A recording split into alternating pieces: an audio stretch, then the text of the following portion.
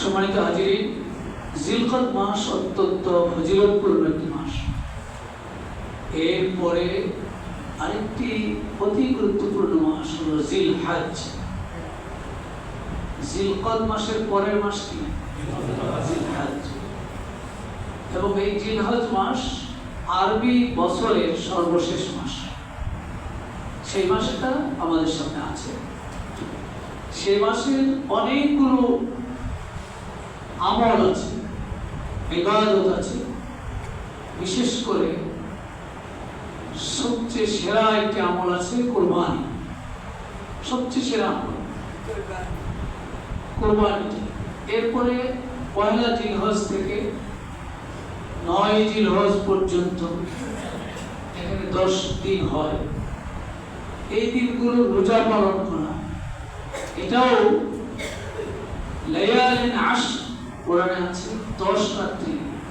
এই 10 রাত্রি বলতে জিলহজ মাসের এই রাতকে বোঝানো হয়েছে এবং আল্লাহ এই রাতের কসম করে বলেছেন যে অত্যন্ত ফজিলতপূর্ণ এই মাস, এই রাতগুলো। একটা বড় আমল আছে রোজা রাত পালন করা, আর কোরবানি তো আছে, আর হজ তো এই সময়টার মধ্যেই হবে। মূলত 8 জিলহজ থেকে 12 জিলহজ 5 দিনের যে প্যাকেজ প্রোগ্রাম হজের, যদিও হাজি সাহেবরা অনেক আগেই মক্কায় চলে গিয়েছেন, যাচ্ছেন, কিন্তু মূল প্যাকেজটা হলো 5 দিনের, সেটাও জিলহজ মাস। তো যারা ওই হজে যাবে তারা তো ওই প্যাকেজে থাকবে। আল্লাহ যাদেরকে নসিব দিয়েছে, তৌফিক দিয়েছে, আমাদের মুসলিমদের মধ্যে থেকে অনেক ভাইরা গিয়েছেন এবং যাবেন, তারা সেই ভাগ্যের মধ্যে পড়ে যাবে। আর আমরা যারা যেতে পারবো না তারা বাকি আমলগুলো, কোরবানি এবং হজ, এই দুটি ইবাদত, দুটি আমল আমরা করার সর্বোচ্চ চেষ্টা করবো। আল্লাহ তৌফিক দান করুন বলে। কোরবানি যেহেতু করতে হবে, আমাদের সামনে একটা অত্যাসন্ন আগত, সেজন্য কোরবানির আগে আমরা আরেকটি জমা হয়তো পাবো ইনশাআল্লাহ। একটা জমা পাওয়ার সম্ভাবনা আছে। 28 তারিখ কোরবানি হয় মে মাসে, তাহলে বৃহস্পতিবার, এরপরে দিন শুক্রবার, আর 27 তারিখও যদি হয়ে যায় তাহলে তো বুধবার। তার মানে হলো আমরা কোরবানির আগে আরেকটি জমা পাবো, এরপরের জমায় আমরা কোরবানি হয়ে যাবে। তখন আল্লাহ তাআলা আমাদেরকে সুস্থতার সাথে এই আমলটি করার তৌফিক দান করুন। কিছু মাসাইল আছে কোরবানির সাথে জড়িত, এই জন্য আমি এগুলোকে একটু স্মরণ করাই দিতে চাই, যদিও আমাদের অনেকের জানা আছে। কোরবানিটা, এটা হুকুম কি? কোরবানি করা এটা কি ফরজ না সুন্নত না নফল না ওয়াজিব? শরীয়তের দিক কি বলবেন? ফতোয়া দেন যে হুজুর আপনি ফতোয়া দেন। ফতোয়া সবারই জানা লাগবে। কোরবানির হুকুমের ক্ষেত্রে উলামায়ে কেরামদের, বিদগ্ধ উলামায়ে কেরামদের দুটো মত আছে। একটি মত হলো কোরবানিটা ওয়াজিব, অধিকাংশই বলেছেন কোরবানিটা ওয়াজিব। এর মধ্যে ইমাম আবু হানিফা রাহমাতুল্লাহ আলাইহি তিনিও আছেন, হানাফি মাযহাবের ইমাম, ইমামে আযম বলা হয় ওনাকে, উনি আছেন। এবং এক্ষেত্রে ইমাম মালিক রাহমাতুল্লাহ আলাইহি, ইমাম আহমদ, তারও একটা মত আছে, যদি উনি দুটো মত দিয়েছেন, এই পক্ষে একটা ওই পক্ষে একটা। তো বিবেচনা করলে অধিকাংশের মতটাই ওয়াজিবের ক্ষেত্রে কোরবানিটা ওয়াজিব। তাহলে একটা বড় আমল, ওয়াজিব আমল, আর ওয়াজিব আমল তো আল্লাহ নির্দেশ না করলে গুনাহ হয়, সেটা আগে আমাদের মাথায় রাখতে হবে। গোশত খাওয়ার চিন্তাটা যদি মাথায় চলে আসে সবার আগে, তাহলে কিন্তু গোশত খাওয়া হবে, সব হবে না। আর মাথাটা পরিষ্কার করা দরকার। এই জন্যই কথা বলছি যে কোরবানিটা ওয়াজিব একটি আমল, না করলে গুনাহ হবে। সেই চিন্তাটা করে আমরা কোরবানি করার চেষ্টা করব। আল্লাহ সেভাবে কোরবানি করার তৌফিক দান করুন। এভাবে মেন্টালিটিটা গ্রো করতে হবে। তিনি কিছু দলিল দিয়েছেন এই মতের যারা আছেন, তারা কোরআনুল কারীম থেকে একটা দলিল দিয়েছেন। আল্লাহ বলছেন ফাসাল্লি লিরাব্বিকা ওয়ানহার। আল্লাহ রাসূলকে লক্ষ্য করে, এটা কোন সূরা থেকে আছে? এটা সূরা কাউসার, 30 পারা না 31 পারা? দেখছেন 31 পারায় বুঝলে হবে, 30 নম্বর পারায় আছে ছোট্ট সূরা, কোরআনের সবচেয়ে ছোট সূরা, সূরা কাউসারে আল্লাহ তাআলা রাসূলকে একটা বিরাট উপঢৌকন দিয়েছেন। কাউসারটা দিয়েছেন, দিয়ে বলছেন আপনাকে তো আমি কাউসার দিলাম, এখন আপনি দুটো কাজ করবেন। একটা হলো ফাসসাল্লি, আপনি নামাজ পড়বেন, লিরাব্বিক, আপনার রবের খুশির জন্য, ওয়ানহার, আর কুরবানি করবেন। তাহলে আমাদের রাসূলকে আল্লাহ নির্দেশ দিয়েছে, এটা কি শুধু রাসূল পর্যন্ত থাকবে না আমাদের পর্যন্ত আসবে? শরীয়তের মাসালা রাসূলকে বলা মানে আমাদেরকেও বলা। এজন্য ওলামায়ে কেরাম বলেছেন এটা ওয়াজিব কাজ। আবার সূরা হাজ্জের 34 নম্বর আয়াতে যেটা বলছেন, ওয়ালিকুল্লি উম্মাতিন জাআলনা মানসাকা লিয়াযকুরু ইসমাল্লাহি আলা মা রাযাকাহুম মিন বাহীমাতিল আনআম। আল্লাহ তাআলা সেখানে বলেছেন যে আমি সকল জাতির জন্য কোরবানিটা নির্ধারণ করে দিয়েছি, ফিক্সড করে দিয়েছি, সব জাতির জন্য যুগে যুগে। তাহলে যেটা সকল জাতির জন্য কমন একটা ইবাদত, সেই ইবাদতটা আমাদের জন্য ওয়াজিবের অন্তর্ভুক্ত, কমন ইবাদত। তো গুরুত্ব থাকলেই তো কমন হয় এবং সেটার জন্য ওয়াজিব হয়, এই জন্য এটা একটা ওয়াজিব ইবাদত হিসেবে ওলামায়ে কেরাম বলেছেন, দুটি আয়াত দিয়েছে। এছাড়া ইমাম ইবনে তাইমিয়া রাহমাতুল্লাহ আলাইহি, যিনি ইমাম হিসেবে স্বীকৃত এবং রাসূলুল্লাহ সাল্লাল্লাহু আলাইহি সাল্লামের বহু হাদিস এবং বহু ফিকহি মাসাইল তিনি তৈরি করেছেন, যোগশ্রেষ্ঠ ইমাম, তিনি বলেছেন যে এটা ওয়াহিয়া মিন মিল্লাতি ইব্রাহিম আল্লাযী আমারানা বিইত্তিবাই মিল্লাতিহি, যে এটা ইব্রাহিম আলাইহিস সালামের মিল্লাতের অনুসরণে এই কাজটা করা হয়, সুতরাং এটার অনুসরণ করা আমাদের জন্য আবশ্যক। তাহলে এই কথাও বোঝা যায় যে এটা আমাদের জন্য ওয়াজিবের অন্তর্ভুক্ত। হাদিস অনেকগুলো আছে, একটা হাদিস আছে রাসূলুল্লাহ সাল্লাল্লাহু আলাইহি ওয়াসাল্লাম বলেছেন, বাবা ইবনে আজেবের হাদিস, মান সাল্লা সালাতানা ওয়া নাসাকা নুসুকানা, যে আমাদের সাথে সালাত আদায় করে, রাসূল বলেন, ওয়া নাসাকা নুসুকানা, আমাদের সাথে কুরবানি করে, ফাকাদ আসাবান নুসুক, সে কুরবানিটা যথাযথভাবে করলো। ওমান নাসাকা ক্বাবলা সালাত, যে নামাজের আগেই কুরবানি করে ফেললো, ফাতিলকা শাহাতুল লাহমিন, তাহলে সেটা হলো গোশত খাওয়া, কুরবানি না, গোশত খাওয়া, নামাজের আগে করে। ক্বালা আবু বুরদা ইবনে নিয়ার, আল্লাহর নবীর একজন সাহাবী আবু বুরদা ইবনে নিয়ার বলেন, হুজুর, ইয়া রাসূলুল্লাহ, হে আল্লাহর রাসূল, ওয়াল্লাহি, আল্লাহর কসম, লাকাদ নাসাকতু ক্বাবলা আখরুজা ইলাস সালাত, হুজুর আপনি যে হাদিস বললেন, আমি তো কুরবানি করতে আসার আগেই, নামাজে আসার আগেই কুরবানি করে ফেলছি। এই কথা বলে ফেললেন সাহাবী। আরাফতু, আমি মনে করেছি, আন্নাল ইয়াওমা ইয়াওমা আকলিন ওয়া শারবিন, আজকের দিনটা তো খাওয়ার দিন, খানাপিনার দিন। রোজার ঈদের দিন তো আসার সময় খেয়ে আসতে পারা যায় না, রোজার ঈদের দিন তো খেয়ে আসতে হয়, আর কোরবানির ঈদের দিন হলো কোরবানির পশু দিয়ে গোশত খাইতে হয়, শুরুতে খানাটা শুরু করতে হয়। এটা মনে করে আমি কোরবানি আগে করে ফেলেছি, এরপরে নামাজে আসছি। হাত্তা আজ্জালতু, তাড়াতাড়ি এটা করছি। ফাআকালতু ওয়া আত'আমতু আহলি ওয়া জিরানি, আমি নিজেও খেয়েছি, আমার ফ্যামিলিকে খাওয়াইছি, প্রতিবেশীদেরকে গোশত খাওয়াই আয়েশা বলছি, আয়েশা এবার নামাজে আসছি। ক্বালা রাসূলুল্লাহ, রাসূল বলেন, ফাকাদ ফাআলতা ফাআইদ যাবহানাহা, তুমি যেহেতু এটা করেই ফেলেছো, তুমি আরেকটি কুরবানি করো।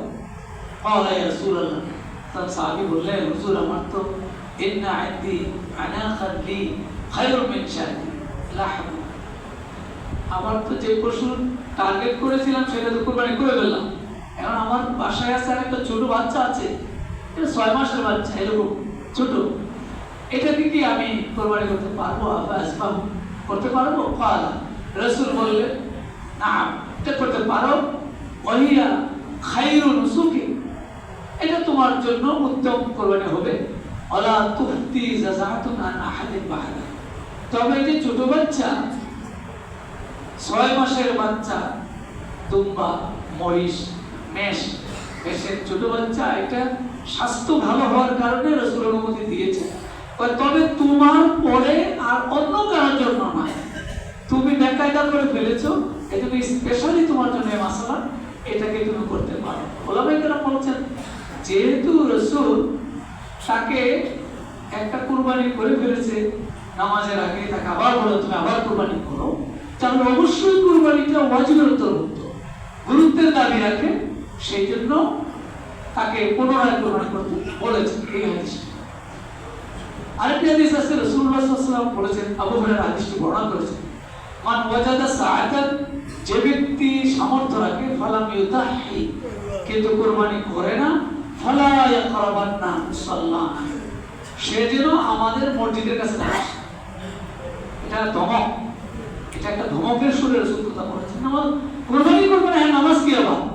আজকে কুরবানির দিনে যদি সে কুরবানি না করে তার নামাজ নাই। এটাও বোঝা যায় কুরবানিটা গুরুত্বপূর্ণ ইবাদত এবং ওয়াজিব। আর অনেকগুলো হাদিস আছে, আমরা সংক্ষেপ করলাম এখানে।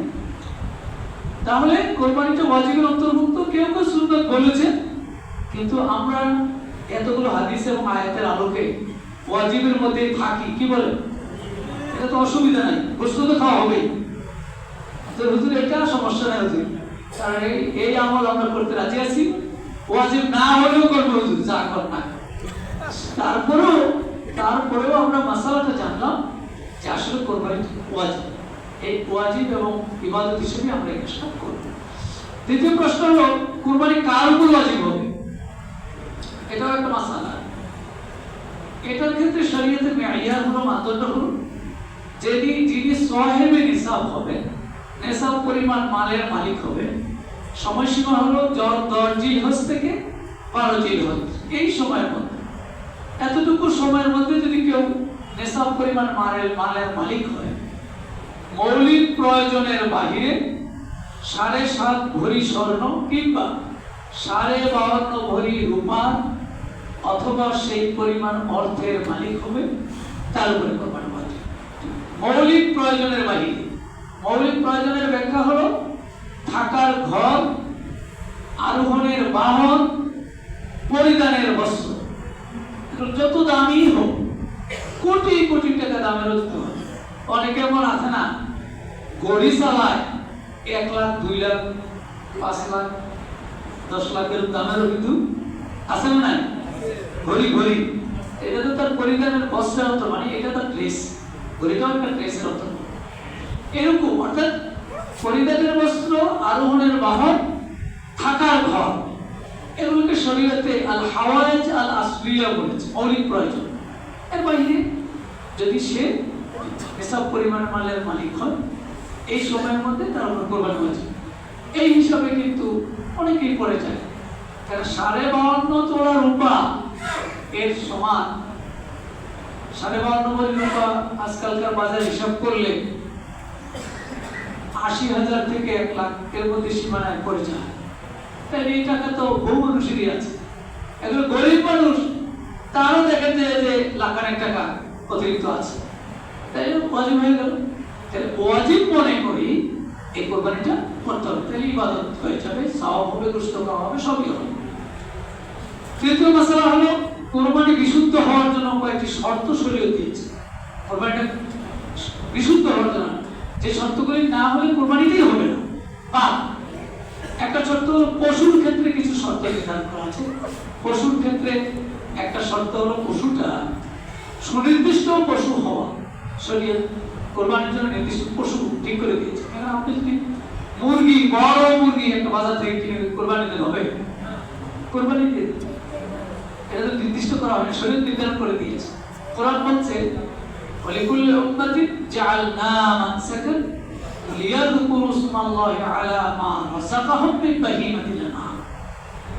বাহিমাতুল আনআম থেকে কতিপয় প্রাণীকে কোরবানির জন্য আমি নির্ধারণ করে দিলাম। আল্লাহ বলছেন বাহিমাতুল আনআম।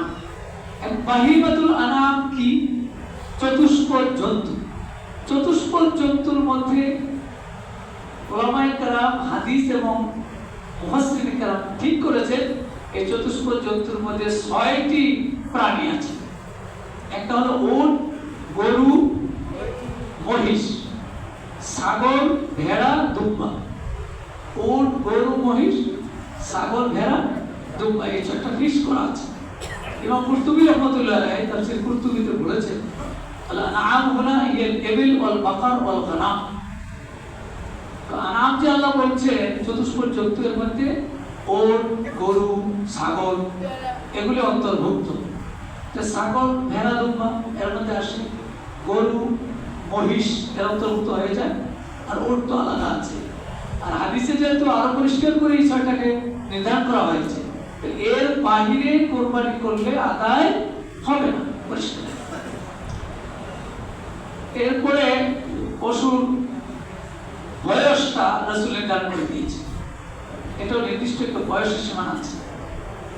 আল্লাহ রাসূল বলেছেন, জাবের রাদিয়াল্লাহু তাআলা আনহু হাদিস, এটা রাসূল বলেন লা তাযবাহু ইল্লা মুসিন্না, তোমরা জবেহ করবে না মুসিন্না ছাড়া।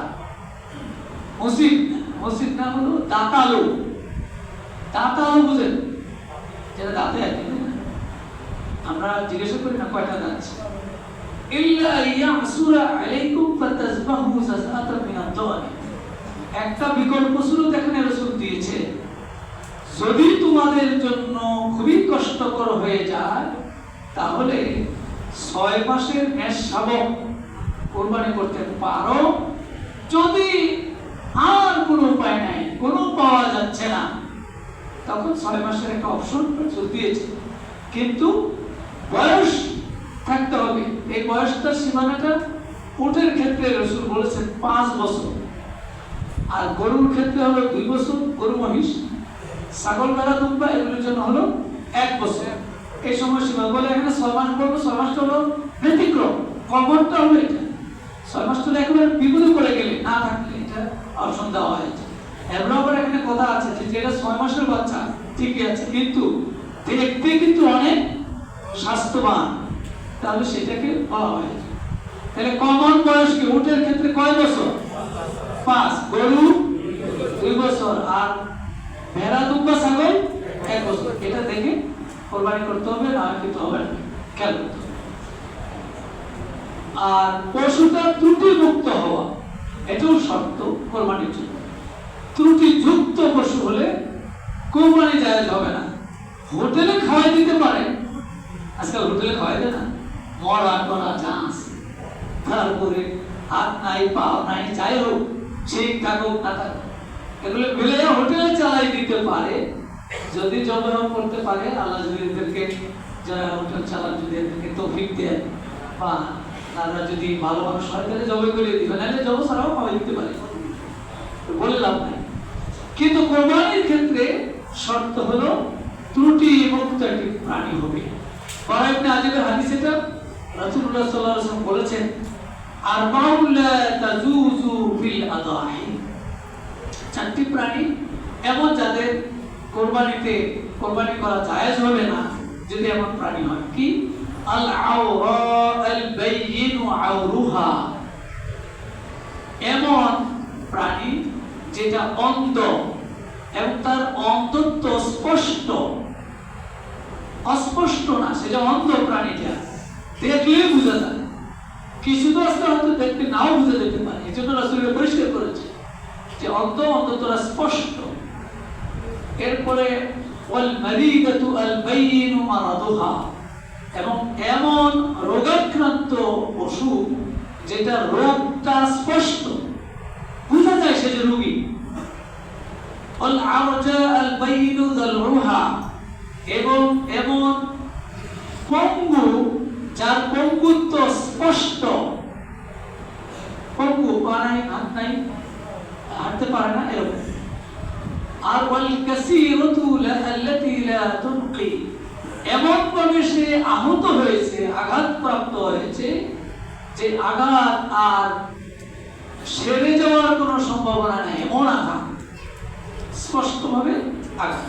তাই সোজা কথা, এই 4টা রাসূল ভাগ করেছেন। এতে বোঝা গেল যে যে কোনো ত্রুটি থাকলে, বিশেষ করে এই ত্রুটিগুলো থাকলে এই পশুটি কোরবানি করা জায়েজ হবে না। কোরবানির সময়টা, কোরবানির সময়টা তো আমরা একটু আগে বললাম, কোরবানিটা ঈদের নামাজের আগে না পরে? পরে, এটা পরিষ্কার থাকবে। এখন ঈদের নামাজ কোনো কোনো মহল্লায় 7টায়, কোনো জায়গায় 8টায়, আবার বাইতুল মোকাররম দেখা গেল 11টায়ও দিল কোনো নামাজ, সর্বশেষ জামাত, এরকম। তো এটা কোরবানির টাইম শুরু হয় তো সূর্য উদয় হওয়ার পর, যখন স্পষ্ট হবে আলোটা, আদহা, ঈদুল আদহা না, এটা আধা মানে গুলো আলো স্পষ্ট হওয়া, উঠে গেছে সূর্য, আলো স্পষ্ট হয়ে গেছে, কোরবানি করা যাবে। তো যে সমস্ত মসজিদে নামাজ হয়ে গেল, নামাজের পরে এসে, তবে আপনি যদি কোথাও নামাজ পড়েন, আপনি যদি মনে করেন যে এখানে নামাজ 8টায়, এই মসজিদে, আরেক মসজিদে দেওয়া আছে 7টায়, আপনি ওখানে নামাজ পড়ে এসে দৌড়িয়ে আপনি কোরবানি করে দিচ্ছেন, অসুবিধা নেই। অর্থাৎ আপনি নিজেও যদি নামাজ পড়ে থাকেন এবং কোরবানি করেন, আপনার কোরবানি হয়ে যাবে। এই জন্য সোজা কথা, নামাজের আগে কোরবানি করা যাবে না, নামাজের পর। এটা ধারাবাহিক কয়েকটা হাদিস আছে, এবং এখানে একটা হাদিসে রাসূলুল্লাহ সাল্লাল্লাহু আলাইহি ওয়াসাল্লাম একটা সিরিয়াল করেছে। জুনদুব ইবনে সুফিয়ান আল-বাজিলি তিনি বলেছেন, সাল্লাল্লাহু নবী সাল্লাল্লাহু আলাইহি ওয়াসাল্লাম নাহার, রাসূল আমাদেরকে নিয়ে কুরবানির ঈদের নামাজ পড়লেন, সুম্মা খাতাবা, এরপর খুতবা দিলেন, সুম্মা যাবাহা, এরপর যবেহ করলেন। তাহলে এখানে বোঝা যায় যে নামাজটার পরে এরপরে সিরিয়াল হলো খুতবা, এরপরে সিরিয়াল হলো কুরবানি।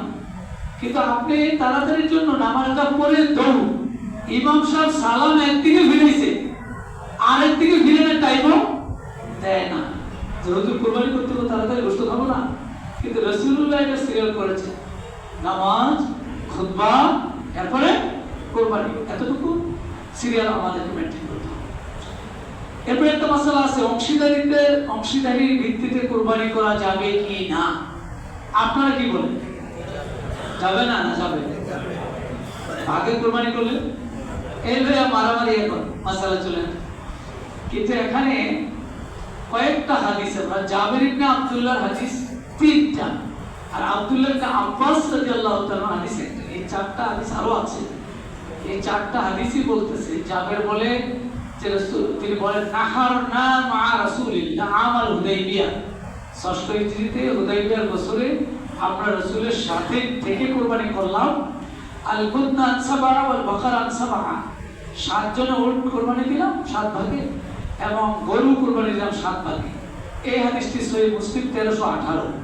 তাহলে একটা দলিল পাওয়া গেল কিনা? কেন মারামারিটা করতে হবে আমাদের? এটা আবার ব্যাখ্যা করে যে সফর না মুকিম না মুসাফির, এত ব্যাখ্যা জান কেন? মানুষের জন্য আসান করেন, সহিহ হাদিস আছে, এত ব্যাখ্যা দরকার নেই।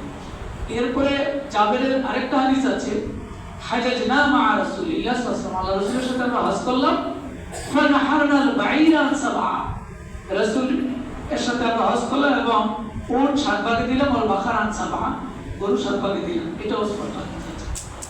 এরপরে আবু দাউদ শরীফের আরেকটা হাদিস আছে, এটাও জাবের থেকে হাদিস, আল বাকারা সাবআ ওয়াল জাজুর সাবআ, উট 7 ভাগে, গরু 7 ভাগে, এটা হাদিস আছে। আর আব্দুল্লাহ ইবনে আব্বাস রাদিয়াল্লাহু তাআলা হাদিসটি বলছেন, قال كنا مع رسول الله صلى الله عليه وسلم في سفر, আমরা একটা সফরে রাসূলের সাথে ছিলাম, ফাহাদার দাহা, ঈদুল আযহা চলে আসলো, ফাশতারাকনা ফিল বাকারাতে সাবআ, আমরা 7 জন একটা গরুতে শরীক হলাম, ফিল বাঈরে 10, আর একটা উটে আমরা 10 জন শরীক হলাম। সুবহানাল্লাহ।